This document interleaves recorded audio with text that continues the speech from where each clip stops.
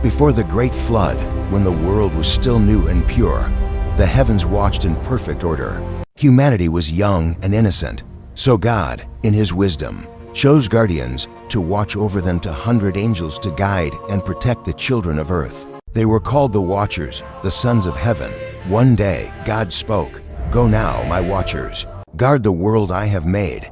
Let no corruption rise from the dust. Guide in silence, watch, but do not touch." They understood God's command. Obedient and resolute, they prepared to fulfill their duty. Then the sky opened, and the watchers began their descent through the clouds toward the waiting earth. Their leader was Semjaza, a figure of quiet authority. Beside him walked Azazel, whose mind was restless even in heaven. He had always looked upon creation with a questioning gaze, eager to understand what lay beneath the surface of all things. They landed on the peak of Mount Hermon, where the stars seemed close enough to touch. It was the closest they were permitted to come, high enough to see all that lived, yet distant enough to remain apart, as their duty required. Semjaza looked upon his brothers. "We have come to watch over mankind," he said, "but the earth is vast, and the hearts of men are untested. If one among us falters, the burden falls on all. Let us swear an oath to stand together, always." Azazel stepped forward, eyes shining. "If we fall together," he said. "Let it be sealed among us." The others raised their hands toward the stars. Their voices joined as one. "We are bound together. We will not forsake one another." Time passed. The watchers watched men light fires and share their first songs beneath the moon. They saw the laughter of children and the quiet love between husband and wife. They saw the joy of life, and something within them began to stir. At first, they only observed, but the longer they lingered, the harder it became to stay apart. Semjaza watched the daughters of men draw water from the rivers. They live so freely, he thought. They know no command but the beat of their own hearts. Azazel stood beside him. "They are fragile," he said quietly, "and yet there is strength in them, the kind that does not bow, even to heaven." The others began to whisper, too. Curiosity turned to longing, and longing turned to desire. Semjaza felt the weight of it pressing on his chest. He turned his face toward the sky, as if searching for a voice to silence what he felt. But there was only wind. He looked again at the world below, and he envied what he saw. The watchers were no longer only watchers. They were witnesses to something they could not resist. For the first time in eternity, the sons of heaven felt desire. Days turned into months, and months into years. Yet Semjaza's gaze never wavered. He watched the world below with the same quiet wonder, and even though they had sworn an oath, hesitation lingered in his heart. Finally, he broke the stillness. "Brothers," he said, "we have watched them for so long. Their lives are brief, yet they burn with a light we do not know. Is it truly wrong to wish to walk among them?" Oracle answered, "It is not wrong to wish, but the act will condemn us. Heaven forbids it." Semjaza turned to him. "And yet, is heaven not silent? Perhaps the silence is permission." Azazel stepped closer. "You fear punishment, Semjaza. You think you will fall alone. But we have sworn together. If one falls, all fall. None will turn away." Semjaza's gaze drifted back to the earth. "I only fear," he said, "that in seeking love, we will bring ruin." Oracle placed a hand on his shoulder. "We already chose, brother. The vow is made. Let us finish what we began." The air grew heavy, and silence settled over them. Even the night seemed to wait. Then Semjaza lifted his face to the sky and whispered, "So be it." And the watchers descended once again. But this time, they came through clouds and light, descending toward the earth that had long drawn their eyes and stirred their hearts. To the eyes of men, they appeared as tall and radiant beings. The daughters of men saw them and trembled. Semjaza approached one woman by the river. Her eyes reflected the starlight. "Do not be afraid," he said softly. "I have watched over you since your birth." She trembled. "You are not of this world." "No," he said, "but tonight I choose to walk within it." And so the watchers took wives among the daughters of men. They lived with them, and for the first time, heaven and earth became one. Light and flesh joined in a single breath. From this union came the Nephilim, mighty and restless giants. Their strength had no limit, and their hunger knew no end. They ruled over men like gods, and the world trembled beneath them. At first, they ate the fruit of the fields and the beasts of the land. But soon their hunger grew beyond control. They turned against mankind, devouring what they once ruled. Semjaza stood on a hill overlooking the burning fields below. He spoke softly to himself. How did it come to this? We wanted to guide them, to bring them closer to the light. But is this what we've made? Azazel looked upon the burning valleys and replied, "This is only the beginning. There's still more to teach them." And just like that, the watchers began to wander the world, each revealing secrets that were never meant for mortal hands. Azazel was the first. He moved among the blacksmiths and said, "Why shape the plow alone when you can shape power?" He showed them how to draw metal from the heart of the earth, how to strike iron, make it sharp. Azazel whispered, guiding the hammer of a trembling apprentice, "A man with a sword fears no God." In time, the forges glowed brighter than the sun. Men learned to make shields, spears, and armor, and they no longer tilled the soil they prepared for war. But Azazel's teachings did not end there. To the women, he brought beauty's deception. He ground the dust of gems into powder, showing them how to color their eyes and adorn their bodies. "Let your face shine brighter than the dawn," he said, "and no man will resist your gaze." What began as wonder became vanity. Gold gleamed on their necks, and mirrors filled with pride.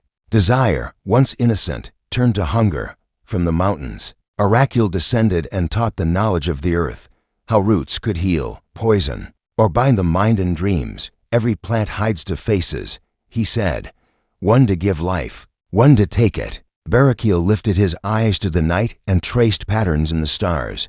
These are not lights, he told the shepherds. They are signs, messages written by the gods. Learn them, and you will read the future. Kakabel taught the mapping of constellations. Shamzil revealed the course of the sun. Bateriel whispered spells, and Tamiel showed men how to call spirits from the wind. What had once been forbidden became art. The world grew wise, but sick at the same time. Villages turned to cities, cities turned to kingdoms, and kingdoms to battlefields. The Nephilim led armies of men who bore the weapons Azazel had given them. The ground was never dry because it drank the blood of both hunter and king. Semjaza stood on a hill overlooking the carnage. Smoke rose from the plains below. His heart, once filled with awe, now felt heavy. This was not the world we dreamed of, he said. We wanted to share the light, not drown it in blood. Azazel, beside him, smiled faintly. You speak of light as if it were holy, he said. Knowledge is neither holy nor cursed. It is only power, and power is never still. Semjaza turned to him. And when that power consumes everything, what will remain? Azazel's eyes gleamed like iron in the fire. Then the world will be reborn. It must first burn to see what survives. But even Azazel began to sense what was coming. The earth began to shudder as if it could no longer bear the weight of sin. The ground groans, said Oracle. It remembers the footsteps of angels and the blood of their sons. Semjaza lifted his face to the heavens. Do you still see us? He whispered. Do you still remember who we were? But the sky gave no answer.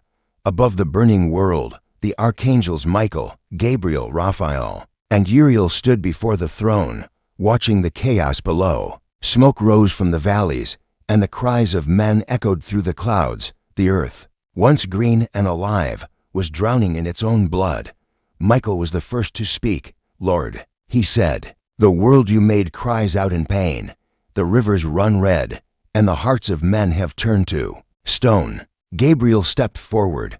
The watchers have defied your command. They walk among flesh and call it love. Their sons devour the living. If this continues, there will be nothing left to save. Raphael lowered his gaze. The ground groans beneath their weight.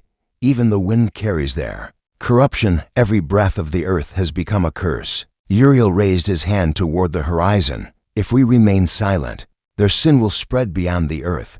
Even heaven will not stay untouched. The four archangels lowered their heads. They had watched the watchers twist the gift of creation, and their patience was gone. Yet even as they spoke, there was fear in their hearts for what God's wrath might bring. Lord of all creation, they said, the earth is drowning. Its children cry for justice. But the throne was still silent. Michael lifted his face again. Will you not act? He asked quietly. Will you not speak? A deep stillness filled the heavens, heavier than sound. Then a dark wind began to rise. Swirling through the stars, it moved with purpose, carrying the weight of judgment yet unspoken. Gabriel felt it first. The wind has turned. He whispered, he has heard us. Below, the watchers felt it too. The air around them thickened, and the sky darkened above their cities. Semjaza stood at the edge of a ruined field, his hands stained with dust, and Azazel looked to the horizon and saw the storm forming over the mountains. It comes, he said. Semjaza closed his eyes. Then it is as we feared. Among the watchers, whispers spread like fire. They had seen what divine wrath could do. In that moment, even the Nephilim, those mighty sons of angels, grew restless. The ground beneath them shook as if the world itself was preparing to cast them out. For the first time since their descent, they felt what mortals called despair. Semjaza walked among the empty fields. His eyes, once filled with fire, had grown hollow. Around him, the others stood in silence. We wanted to bring them light, Semjaza said, his voice breaking, to share what was hidden from them. But now the earth cries out against us. Azazel stood apart, his gaze fixed on the horizon. It is not the earth that condemns us, he said. It is the silence above. Semjaza turned to him. You still speak as if this was not your doing. You taught them the art of war.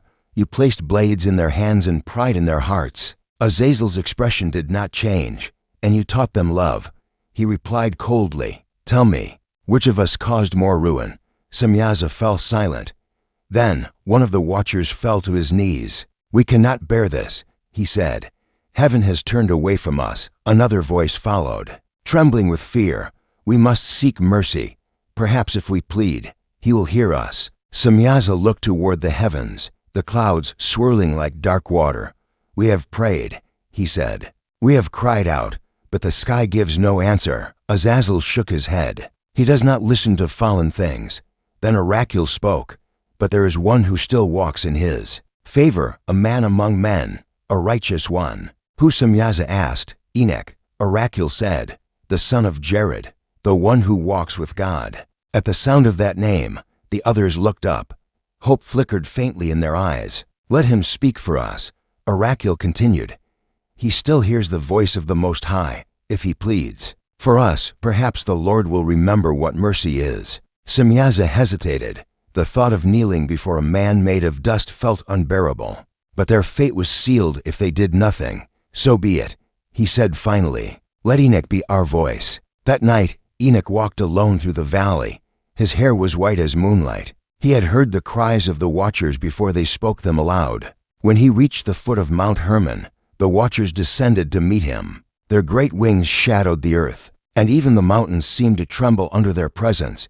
But Enoch did not fear them. Semjaza stepped forward and bowed his head. Man of God, he said quietly, we have sinned. Enoch looked at him. I know. We were sent to guide them, Semjaza continued. To guard, not to rule. But we were tempted. We took wives among them, and now our children have brought ruin upon the earth. Tell him we are sorry. Tell him we wish to be forgiven. Azazel spoke last. If there is justice, there must be mercy, he said.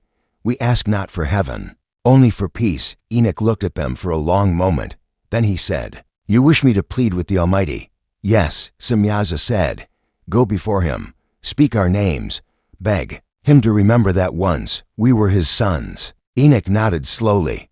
I will go, but I make no promise for what he will say. Enoch was taken up in spirit to the higher realms. The stars fell away, and he came before the throne of the Most High. The light was blinding, and the ground beneath him shook with power. He fell on his face and said, Lord of heaven, the watchers have sent me. They beg for mercy. Their hearts are broken. Their children have turned to madness. They do not ask for return to glory, only for forgiveness. For a moment, all was still.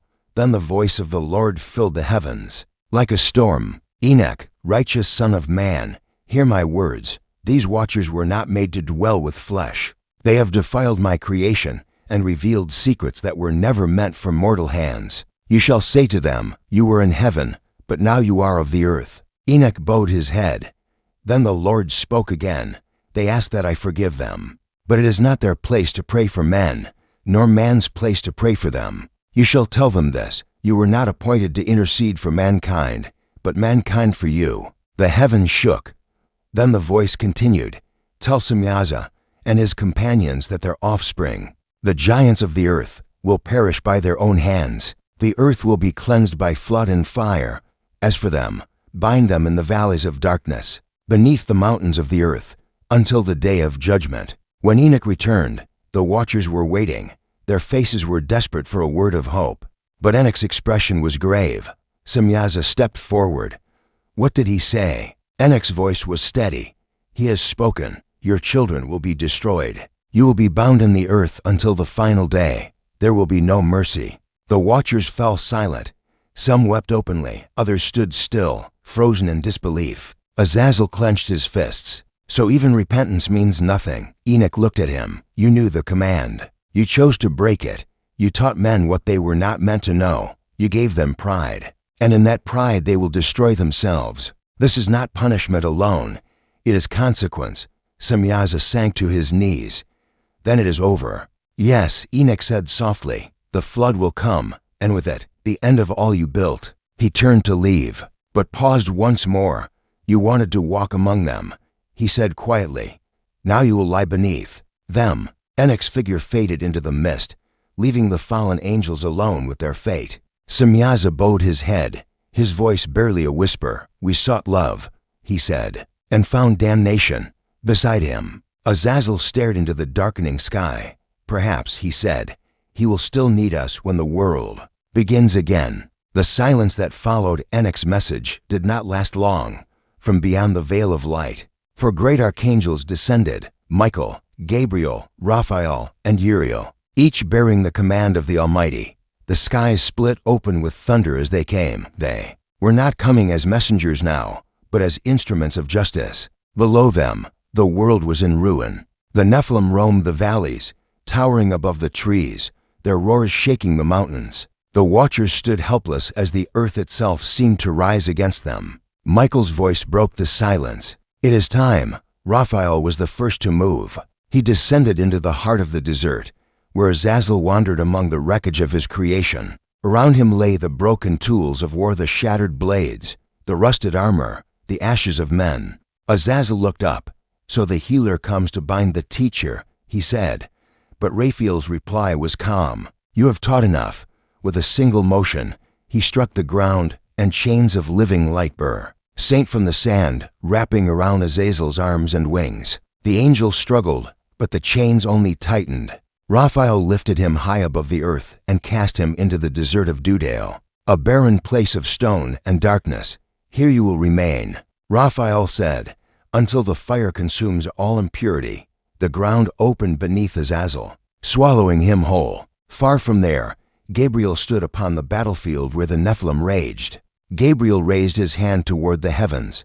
"Let the destroyers destroy themselves," he declared. At his command, madness filled the hearts of the giants. Brother turned against brother, father against son.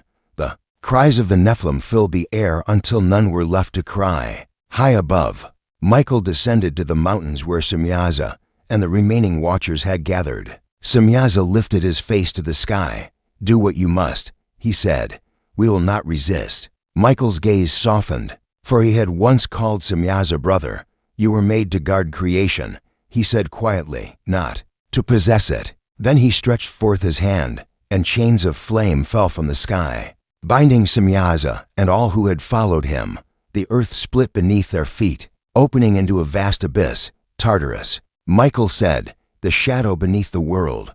There you will remain until the day of the great reckoning." The bound angels cried out as the light above them faded. Stone closed over their prison, sealing them in darkness. The world grew still once more. Then the voice of God moved across the heavens. "The earth is defiled by the seed of those who fell," he said. "Let the waters rise and cleanse what was corrupted." And then the skies opened. Rain fell not in drops, but in torrents, a flood that swallowed valleys and mountains alike. The seas rose to meet the clouds, and all the earth was drowned in the judgment of heaven. The Nephilim's bodies and the cities they had built vanished beneath the waves. And then, at last, the waters began to fall. The sun broke through the clouds. The world lay quiet and emptied, but alive. Deep beneath the soil, in the caverns of darkness, the watchers waited. bound by the will of God. They could not die, but they could no longer see the light. Their voices were lost to the ages, yet their offspring did not rest. The spirits of the giants, torn from their bodies by the flood, wandered the desolate world. The world was cleansed, but heaven no longer shone as it once had. And so it was written, thus fell the sons of heaven in their search for love. They discovered death. If you enjoyed this story and want to see more like it, please hit the like button, share it, and subscribe to the channel. Keep your minds open, and until we meet again.